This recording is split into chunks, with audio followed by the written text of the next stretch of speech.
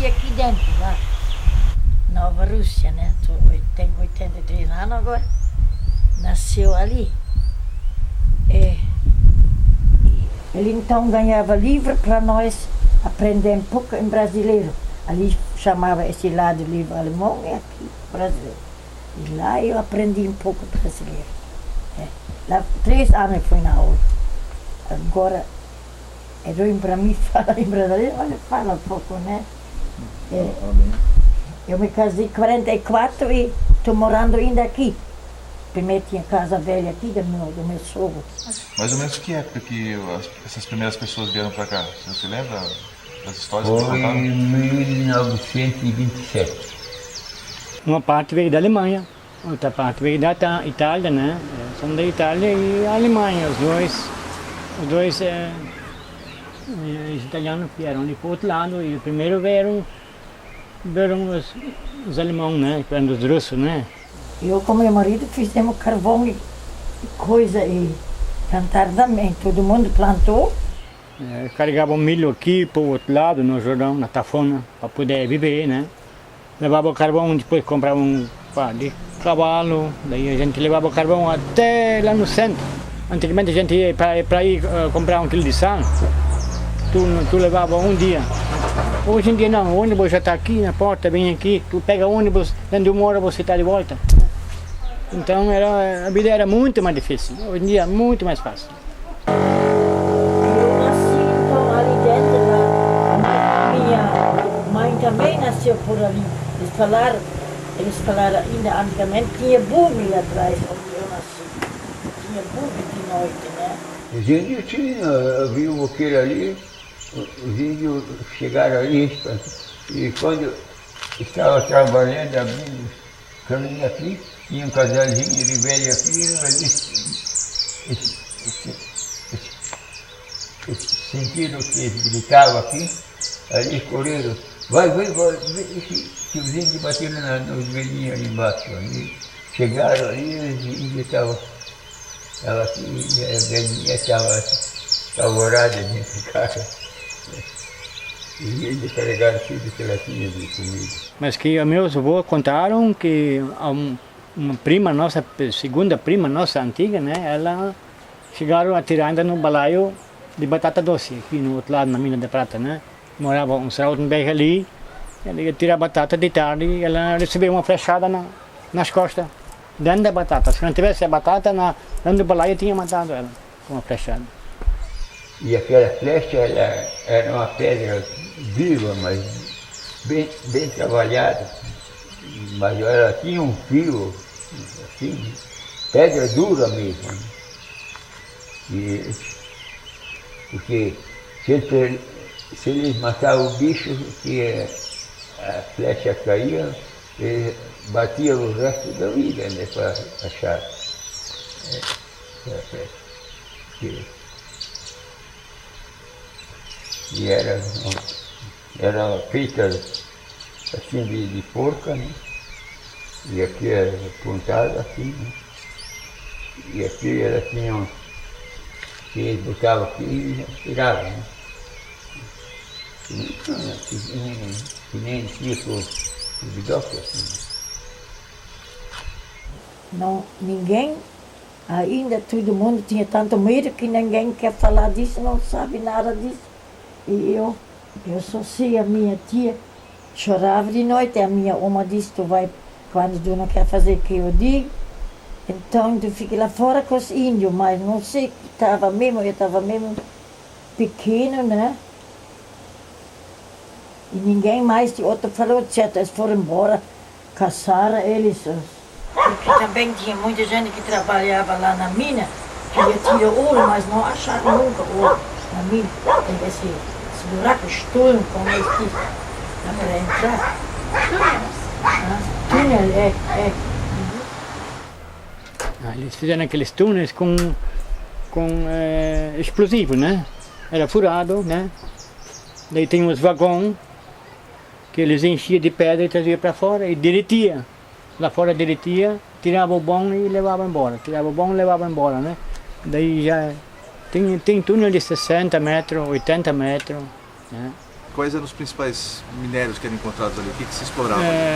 Prata e chumbo e cobre. Mas não acabou sem nada também, eu não sei onde é que... Um dia de novo, por uma hora, por outra, de noite, fecharam tudo lá e foram embora. E certo, levaram o que tinha de bom e... Como que eles exploravam a madeira? Era puxada a boi e a cavalo, né? Aqui. Tiravam, mas era tudo no machado, né? Depois que entraram aquela serra-fita aqui. Motosserra, né? Motosserra aqui. Com machado. Não tinha serra motor. Tinha serra à mão, cortar em dois. Então, as toras depois com serra de mão. Mas tem até uma antiga guardada ainda. Um pega ali, outro senta aqui, pega ali, senta nada, fica em pé e fica cansado. Aqui em casa com nós também, eles cortaram, não sei, ele vinha também, certo, meu sogro, o mais velho ainda, Que tipo de madeira que era tirada aqui da região? Era canela, peroba, era tudo quanto era. Agora tudo. No meu mato tem canela ainda, né? Ó, desse tamanho. Que tinha engenho de serra madeira, fizeram muito madeira, antigamente estava tudo cheio de madeira, aqui fechado, né? Quando a gente fazia roça, a gente via que estava derrubado um pau grosso, assim, tudo. Assim, quando os anos não tinha mais gente aqui para o nosso muro. Agora estava depois pequeno, agora já está grande de novo, mas não tanto. Tinha cervagem lá em cima, lá foi muito explorado e aqui, esse lado de cá, né? Porque o lado de lá, nesse lado, eu não vendia minha madeira, né? Essa ali não. Os meus filhos tinham serraria, depois os meus filhos compraram a serraria, a pega ali, né? E serravam a madeira, mas ali eu mandei eles pegar a madeira de fora, eles pegavam a madeira de fora para ir para cá, né, para serrar. E deixei uma reservada no meu mato. Né? Eles tinham boi para puxar a madeira até lá na terceira. E o senhor lembra quanto de madeira que era tirado? Assim, quantos caminhões saíam, quantos carros? Isso não tem conta. Isso não tem conta de madeira que saiu daqui. E essa madeira foi quantos anos atrás que exploraram. Né? Agora, canelas que eu conheci que era assim, agora estão aqui, ó. Cedro, então não fala. E esse pinheiro aqui foi plantado, como nós plantamos. Né? Agora aquele de lá já estava, já tinha aqui quando eu vim para cá. Né? Uns 6 a 8 caminhões por dia. Madeira.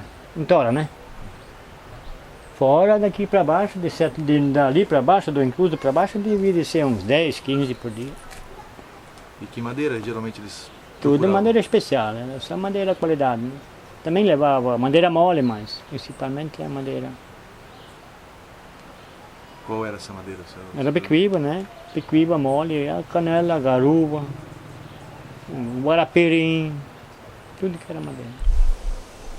Agora não sei, acho que eles faziam madeira tudo lá e traziam tudo para cá, para baixo, com carro, porque antigamente estava tudo aberto, os carros, agora as estradas, traziam tudo, levavam tudo lá para baixo. A gente entrava lá na mina, pela estrada lá, buscar muito madeira. Antigamente, então, quando vinha um enchente, vinha madeira que deixava certo no canto do rio que levava tudo embora, né? Esse rio ali, tu tinha que, para passar essas águas ali, tu tinha que suspender a água bem para cima, porque essa água diminuiu, meu senhor. A água que tem ali, nem a quarta parte da, não tem, uma parte dela, importa, de 4 litros de água, agora está reduzido em 1. A água aqui passava aqui, ó. A água quando o rio enchia aqui, ela vinha de lá, entrava aqui, saía Chegava aqui, porque isso ali era... Ali onde tem aquele bambuzeiro ali, a água subia aqui em cima. Mas o rio estava fundo antigamente. Agora tá, a gente pode passar sem levantar a calça, depois tá, não é? Porque isso ali nós tocávamos engenho de farinha aqui, não faltava água, tinha de sobra, né? Mas agora não dá mais para tocar engenho de farinha. Não vira mais, a água não dá conta disso. Eu naquele tempo, que era tempo de caça, que caçava, né? Porque ali também andei caçando, né? Mas só andar caçando anta, né? Bicho de pelo eu não gostava de caçar, eu gostava de caçar uns passarinhos aqui. Né? Mas, e macuco, só matei 4 macucos na minha vida. Né? E agora macuco tem por tudo aqui em redor. Né? Quais eram os bichos que eles queriam pegar? Ah, era veado, era... Acho que o veado, porque o veado, eles caçam muito, até hoje em dia, eles, uns lugares, não deixam, eles caçam, né? Porco de mato também tem esse catete diferente, e tem esse outro pequeno, como se diz, é goldhase alemão, brasileiro, não sei brasileiro como chama, e o paca. E o paca agora, a gente também não vê mais, também não sei que caçaram, antes muito que tinha. Acho que a maior parte era veado ou passarinhos, né? O meu tio não caçava isso. Pois é, mas tinha, que nem o falecido Stefano Keller, né, é falecido, né? Quando ele faleceu bem antes, faz anos que ele faleceu. Né? Mas aquele ia para o mato, né? Ia matar porco, ele nem levava o cachorro, batia num bando de porco, ele matava 8, 10 porcos, né? E depois vinha chamar nós para irmos. Eu ia lá buscar porco para comer, né? Mas eu não caçava, né? Porco eu não gostava de caçar bicho. Gostava de passarinho, né? Mas não ia lá de volta e meia, né? Depois. Né? Mas antes eu vinha, trabalhava aqui, não me importava de caçar. Quais eram os passarinhos que geralmente as pessoas caçavam aqui na região, os passarinhos?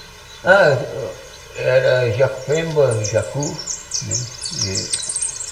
E tucano, né? Porque às vezes tucano beirava assim, aí matavam 5, 6 e ia embora. Né?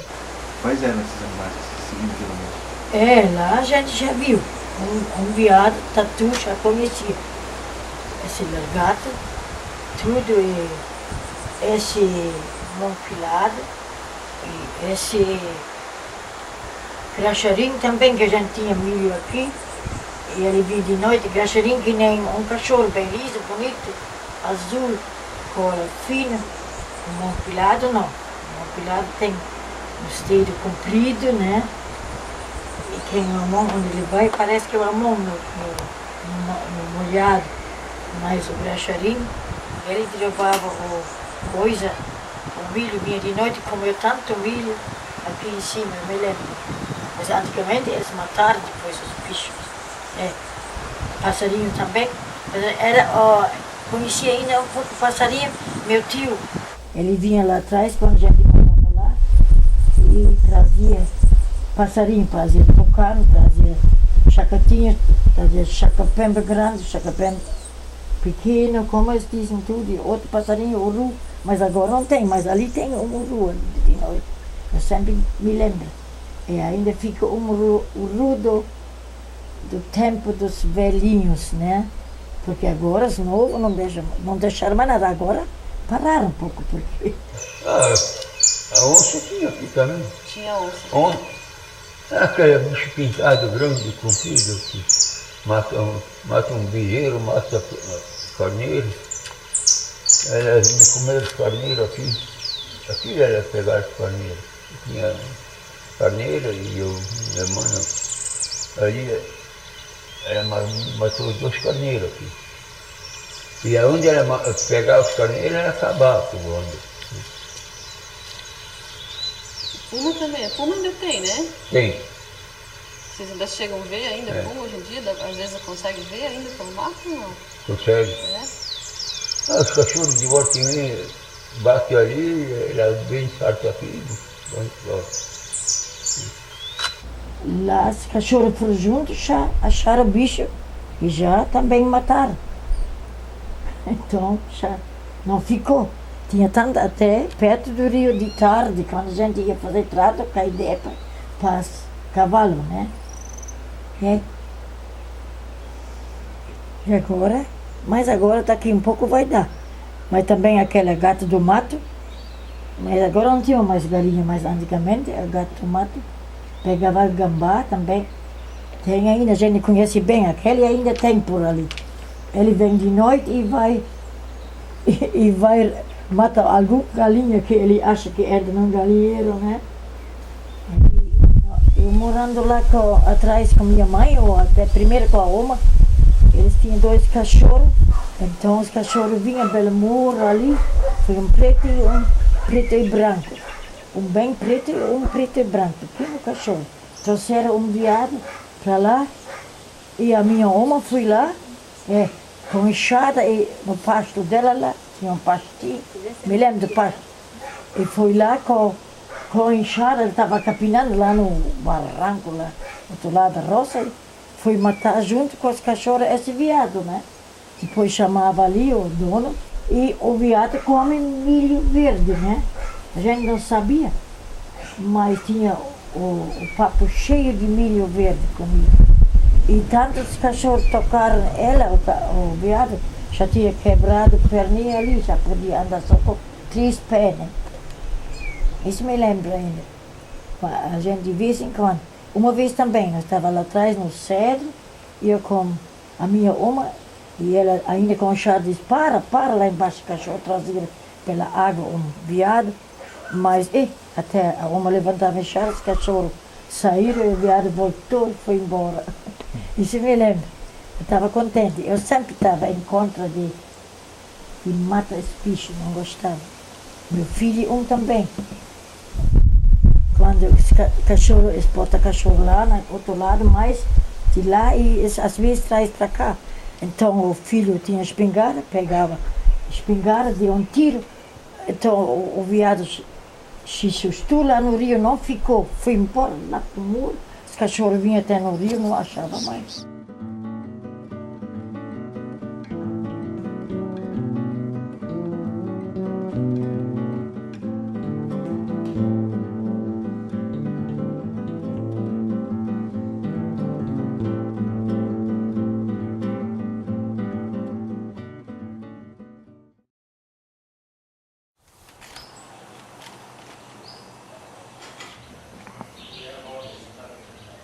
O impacto desses primeiros moradores não era maior que o impacto causado pelos indígenas. Não era o melhor lugar, até por ser área muito montanhosa, de difícil deslocamento, mas haviam índios. E com a colonização eles foram aos poucos sendo, digamos assim, com os conflitos que surgiram, os índios foram aos poucos recuando, né, e eles acabaram ocupando também essas áreas. A vantagem da nossa região, do ponto de vista de conservação da natureza, é que essas áreas íngremes são inadequadas para a agricultura, para a pecuária e para a própria expansão urbana. Então ficaram longe como existem relatos históricos, usam essa expressão, da cobiça dos primeiros agricultores. Quem queria uma terra dessa? Que era mais ou menos assim, os caras escolhiam uma área boa de habitar. Aqui, hoje o nome é Nova Rússia, mas no início era a primeira vargem, né? Porque de repente, fácil de entender, nós estamos aqui na primeira vargem, a sede do parque é a segunda vargem, subindo o Garcia, o mesmo leito e o mesmo vale, e em seguida temos a terceira vargem, que até hoje ainda é a terceira vargem, o pessoal da FUB faz pesquisas no interior do Parque dos Nascentes, que é também uma área mais plana assim, né? Essa aqui é maior, aquela já é um pouco menor, e a terceira é bem menor, então, né? E lá para cima, então, sobe só montanhas, lá na nascente do Ribeirão Garcia, né? Então não tem mais área muito grande que se possa colonizar. Tem algumas areazinhas, mas nada que chamasse atenção.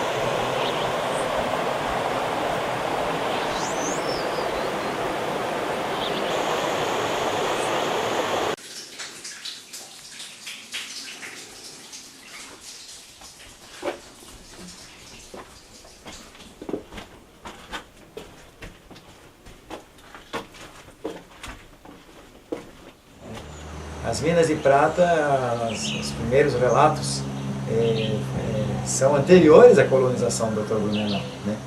Em 1830, batedores ingleses percorreram a região porque desconfiaram que poderia ter ouro por aqui, né? É que nem a exploração da mina de prata aqui da Nova Rússia, da mineração, o forte dela foi entre 1908 e 1925, mais ou menos, né? Onde era explorado o minério aqui embaixo. E lá no fundo, assim, cada imagem, estou vendo na foto. O casarão, lá mais ou menos antes daquela roça que tinha lá.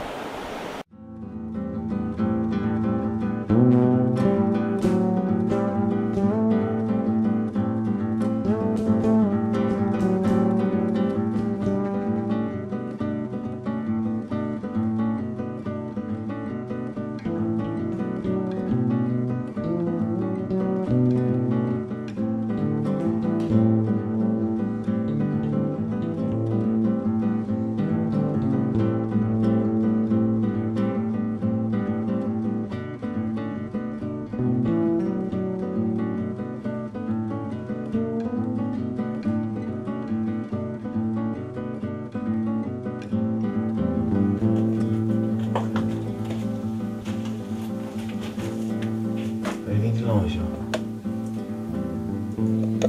Que louco, né?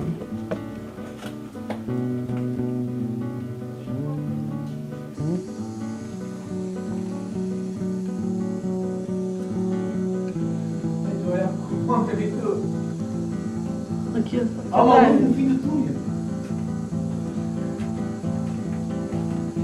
Dá pra ver o Leandro vindo. Tá percebendo, né? Tem que fazer daí, tipo assim, um estudo para ver que tipo de maquinário usado aí naquela época, né? Pois é. Na exploração mineral, né? Então vai saber certinho o que que fizeram. Aqui chamavam veio, tá vendo aqui, ó, que legal? Isso é um veio de algum qualquer tipo de mineral, né? Era uma coisa mais ou menos assim que eles seguiam no tempo, ó.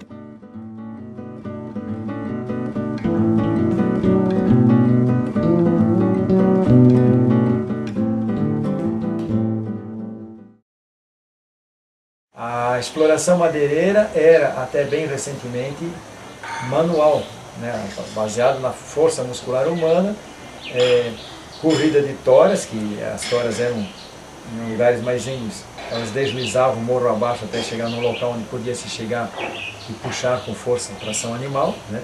Houve também uma parte que eu esqueci, que é uma indústria que se instalou na terceira vargem. A gente teve a ambição de ir até a terceira para explorar madeira, serrar madeira, com uma máquina a vapor. Inclusive temos restos ainda lá visíveis, né? Isso em 1940. Aí em 70 daí houve a invasão com tração maquinário da madeireira. A mecanização florestal começou de fato, assim, o boom da mecanização florestal aqui. Quer dizer, como a região era de difícil acesso, foi pouco explorado. Regiões de mais fácil acesso foram mais exploradas. À medida que as madeiras iam rareando nessas regiões, começou a se tornar viável economicamente chegar aqui. E por coincidência surgiu, então, mecanismos como essa do recursos técnicos, né? Trator, caminhões, a motosserra, o guincho. Até houve incentivo também por parte do governo, né, na matéria de... Dizia-se em Santa Catarina que não pode mais parar, tem que se progredir, né? Nossos governadores adotavam essa tese de que havia subsídios para quem comprasse caminhões, acionados, tratores, para explorar a madeira, que era né? Não precisou de mais de 10 anos para que uma catástrofe dessa assim, uma prova grande do que estava sendo feito.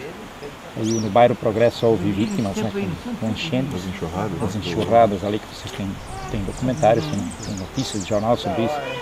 A minha relação com toda essa área florestal da Serra do Itajaí começou em 1980, quando, juntamente com o professor Baca, nós fizemos caminhadas até as nascentes do Ribeirão Garcia.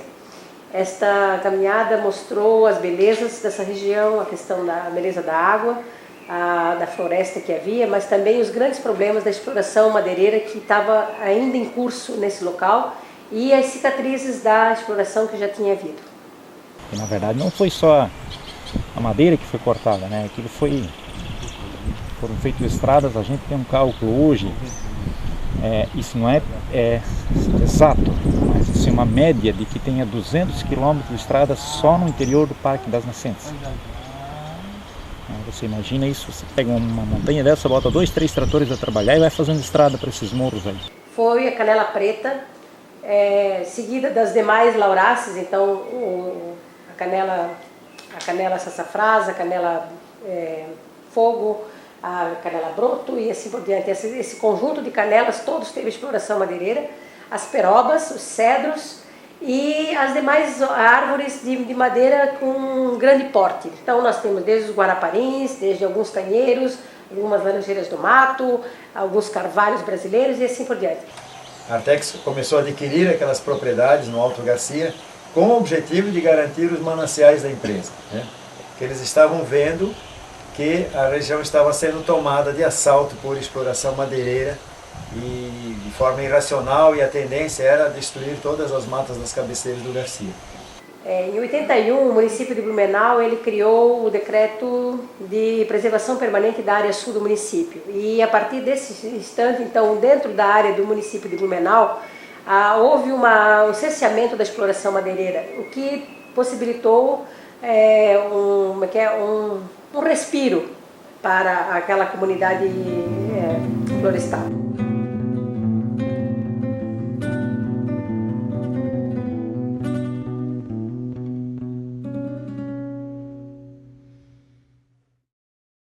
Aí a Artex já estava adquirindo aquelas áreas, começou a adquirir por volta de 1980.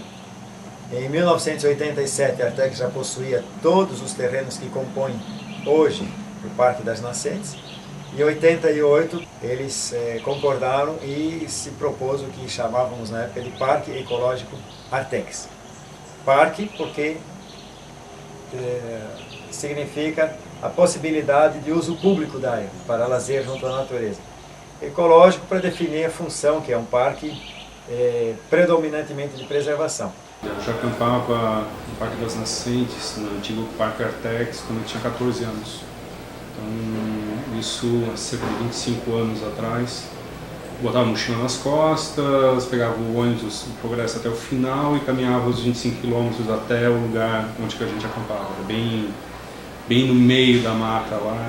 Acompanhei várias coisas, principalmente na terceira vagem, o último desmatamento. Naquela época já tinha roubo de palmito, a gente encontrava caçador, mas o lugar valia a pena. Cerca de mais de 75% das espécies que ocorrem em Santa Catarina ocorrem nessa região. Então é uma região para fauna de mamíferos extremamente rica. E com isso vale a pena trabalhar, estudar lá, não só pela parte lúdica do local, mas pela diversidade também. Sempre com principalmente mamíferos. Comecei com fauna de morcegos e a gente foi ampliando e agora está com mamífero em geral do parque. E caça, me lembro quando a Artex estava comprando aquelas terras, nós íamos passear lá, né? E era comum chegar lá no fim de semana e ouvir tiros em várias direções, né? Havia muita caça, sempre houve. A região sempre foi muito procurada por caçadores. A ANTA, os poucos registros que tiveram perto do parque nos últimos 10 anos, o registro foi porque ficamos sabendo que o caçador foi lá e matou a última anta que tinha. E a onça não tem mais área para ter uma população residente. Apesar dessa mata estar preservada, mas, por exemplo, ela teria condições de manter uma população de milhares e milhares de jacutingas. As jacutingas não existem mais. Por que não existe mais? Acabou o hábitat delas? Não acabou, está aqui o hábitat delas. Foi pressão de caça. Né? Anta, está aqui o hábitat da anta. A anta não existe mais na nossa região há 40 anos. Por que ela sumiu? Devido à caça. Né? Então a caça tem causado uns estragos muito grandes na nossa região. Macuco, jacutinga são aves que têm um certo peso corporal e o pessoal utilizava para fazer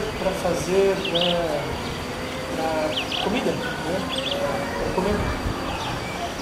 E temos o roubo de palmito, né? E palmito palmito é uma planta que dá muito fruto, muita baga, barreira para sabiás, jacuticas, macucos, arapongas e tucaniço. Então toda uma comunidade de aves grande do parque depende dessa bagueira, além de muitas outras, né? E entre outras espécies que fornecem comida, alimento para a fauna, além do palmito que também é sacado, né, no ambiente, temos mirtáceas, que são os guamirins, né, que dão muita fruta, muita baga, as canelas, que dão muita fruta, muita baga, como as canelas, né, e o guamirim são plantas de valor de mercado grande, bom, também eram sacadas, né, eram retiradas do ambiente, né, deixando a área pobre nesse item que é oferta de alimento para a fauna. Então são esses três grandes: a caça para consumo humano, né, que era mais forte já, a caça para comércio e tráfico, que está ficando parece um pouco mais séria, e a perda de plantas com grande produção de frutos para a fauna. E o importante é que essa belíssima área aqui está agora de fato sendo preservada, apesar de ameaças, roubo de palmito, caça. Isso é uma ameaça que existe em todos os países do terceiro mundo, em maior grau, e em todos os países do mundo em menor grau.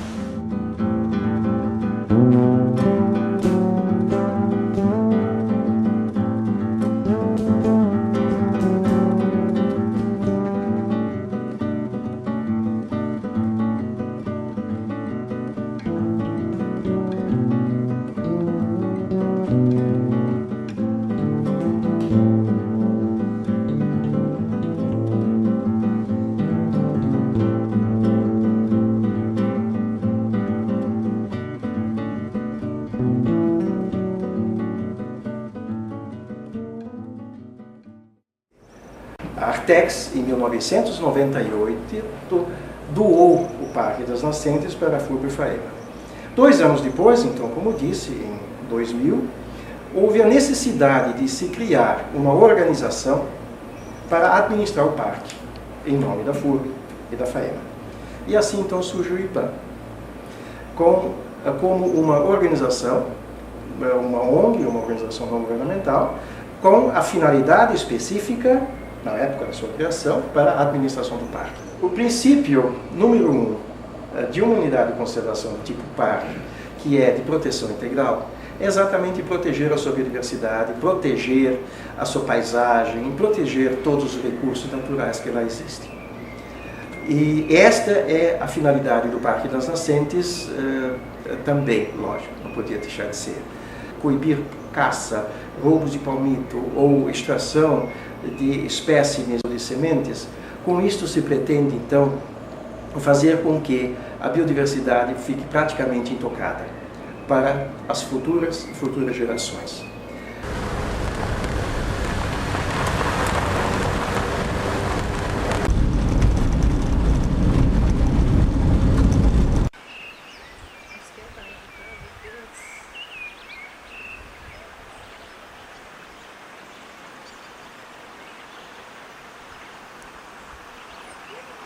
Bom, o Parque das Nascentes, ele tem uma área de 5.300 hectares, que é relativamente pequena, em considerando a vastidão que fora a floresta atlântica no Brasil.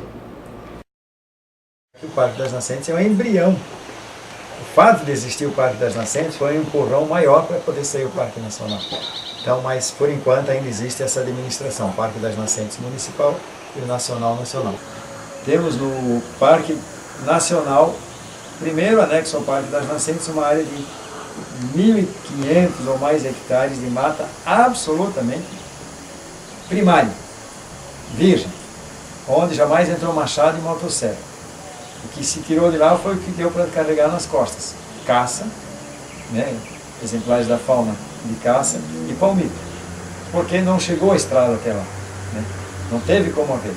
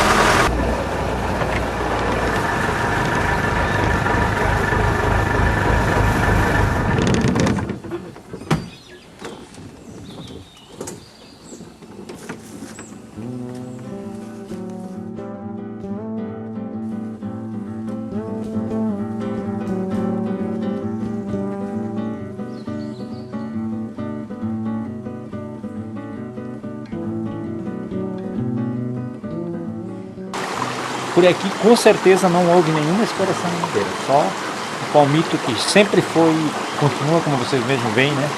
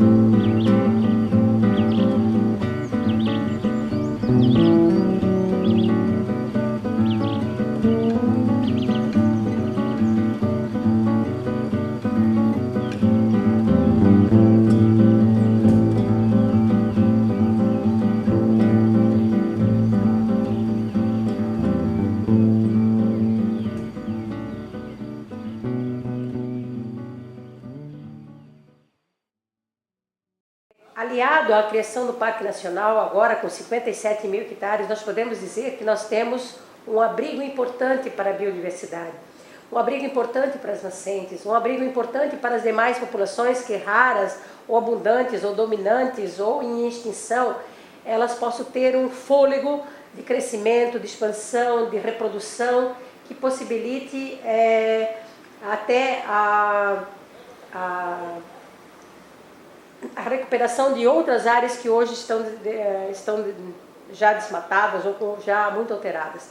Nós temos em termos de cobertura de floresta atlântica no Brasil, nós temos 7,8% do que tinha quando o Cabral chegou aqui, né?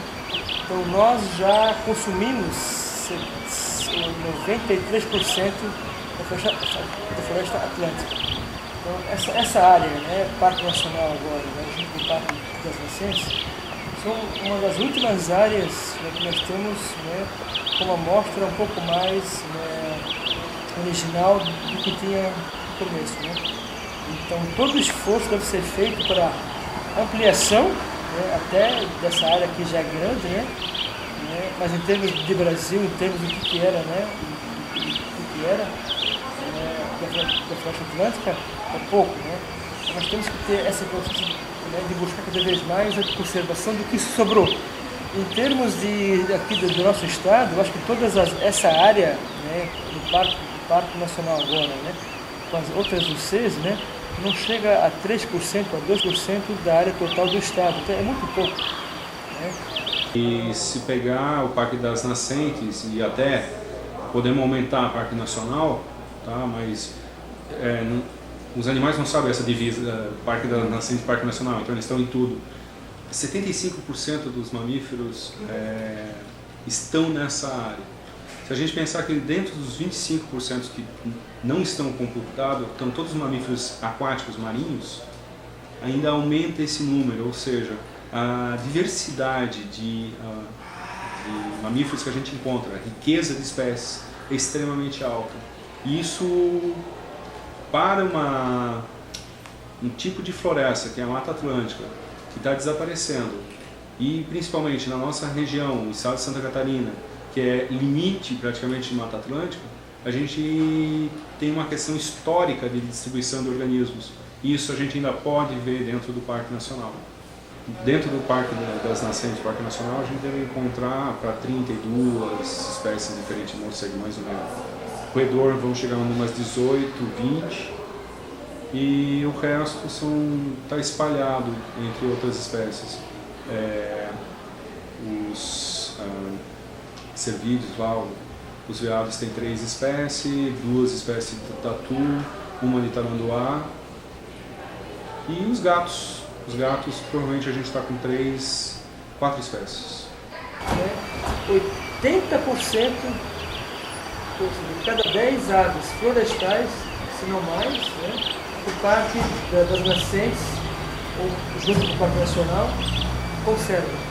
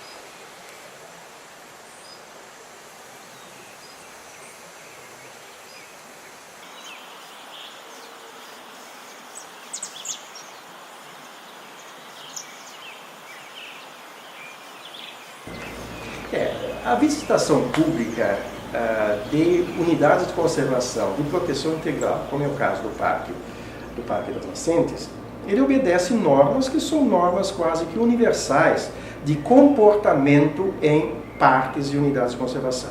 Com relação aos resíduos, ao lixo, né? Quer dizer, é proibido você deixar ou abandonar lixo dentro de uma unidade de conservação. O Parque das Nascentes, como outras unidades de conservação, não possuem lixeiras ao longo das suas trilhas. É responsabilidade do visitante levar o lixo de volta para casa. A gente sempre recebe grupos de escolas no Parque das Nascentes, eu faço o trabalho também de guia, né, com crianças. Então a gente tenta, quando vem no ônibus, né, aquela molecada, a gente diz, se vocês trouxeram uma Coca-Cola cheinha, não custa levar o vasilhame de volta, levam, né? Fica evidente quem visita o parque que isto lá não é um parque aquático, ok? No sentido da palavra, um parque aquático como outros tantos que nós temos aqui na região do Médio Vale, né? Com piscinas e serviço de bar e restaurante, anexos, etc. É um parque natural. Né? As pessoas devem ir a este parque, visitá-lo, com a finalidade de se harmonizar com o meio natural, contemplar as belezas naturais e respeitar a vida que existe dentro do parque, todas as formas de vida. Toda a fauna, toda a flora precisa ser respeitada.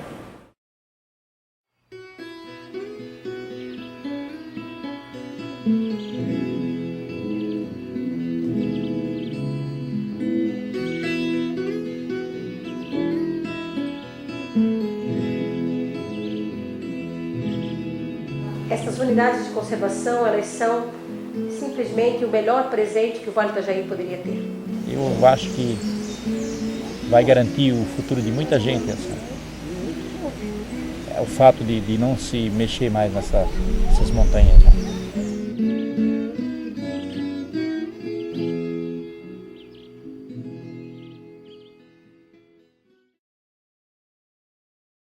Quando foi criado assim, o parque, né? Melhorou a vida para as pessoas daqui que vivem aqui no Encana? Ou piorou? Não, melhorou porque tem mais ar limpo. Né? Nós temos ainda um paraíso aqui.